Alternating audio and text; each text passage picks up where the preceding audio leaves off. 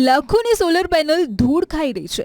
જી હા, અમદાવાદની ગુજરાત કોલેજના દ્રશ્યો છે, જ્યાં હજારો કિલોવોટ વીજળી ઉત્પન્ન કરવાની ક્ષમતા ધરાવતી સોલાર પેનલો આજે ખુલ્લા મેદાનમાં ફક્ત ધૂળ ખાઈ રહી છે।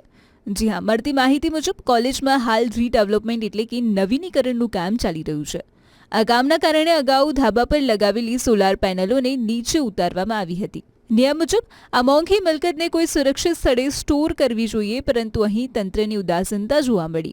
આ મોંઘી દાટ સોલાર પેનલોને કોઈ સુરક્ષિત રૂમમાં રાખવાને બદલે ખુલ્લા મેદાનમાં કાટમાળ, પથ્થરો અને ભંગારની વચ્ચે ફેંકી દેવામાં આવી હોય તેવું દેખાયું।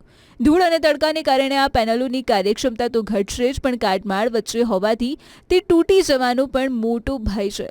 લાખો રૂપિયાની જનતાની પરસેવાની કમાણી આ રીતે વેડફાઈ રહી હોય તેવું સ્પષ્ટ દેખાય છે। શું તંત્ર પાસે આ કિંમતી સાધનો સાચવવાની કોઈ ચોક્કસ વ્યવસ્થા નથી?